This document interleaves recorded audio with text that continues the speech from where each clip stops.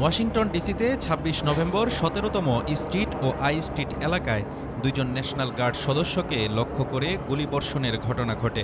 DC police এটি একাকী বন্দুকধারীর করা অ্যাম্বুশ আক্রমণ হিসেবে বর্ণনা করেছে।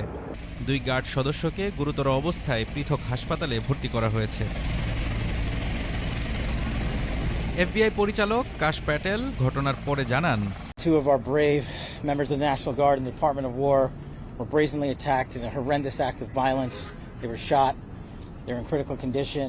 এটি একটি জাতীয় নিরাপত্তার বিষয়।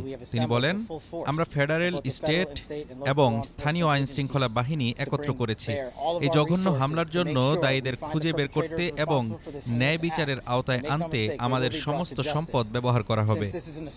ভুল করবেন না, দোষীরা অবশ্যই ধরা পড়বে।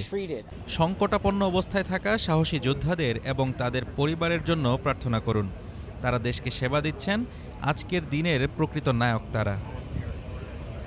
প্রেসিডেন্ট ডোনাল্ড ট্রাম্পও সামাজিক যোগাযোগ মাধ্যমে ঘটনাটির প্রতিক্রিয়া জানিয়েছেন।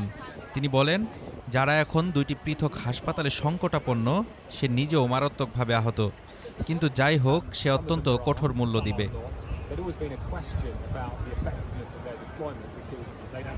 ঈশ্বর আমাদের মহান ন্যাশনাল গার্ড এবং সমস্ত সামরিক ও আইন শৃঙ্খলা বাহিনীর পাশে থাকুন।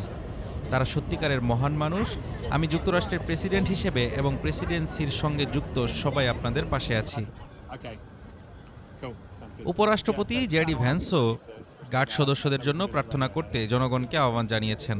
তিনি বলেন, আমরা সৈন্যরা যুক্তরাষ্ট্রের তলোয়ার ও ঢাল।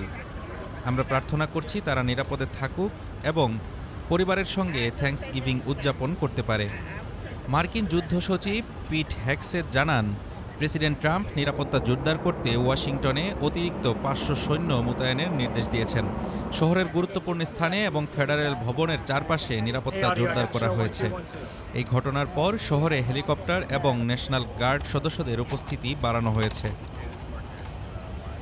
পুলিশ এবং এফবিআই এই হামলার তদন্ত করছে এবং আশেপাশের বাসিন্দা ও কর্মীদের সতর্ক থাকার পরামর্শ দিচ্ছে।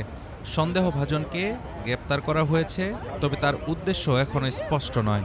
ঘটনার সব দিকই যাচাই হচ্ছে এবং কর্তৃপক্ষ জানিয়েছে এই হামলাকে ফেডারেল আইন শৃঙ্খলা রক্ষাকারী সদস্যদের উপর আক্রমণ হিসেবে দেখা হবে। Desk report, Dhaka today.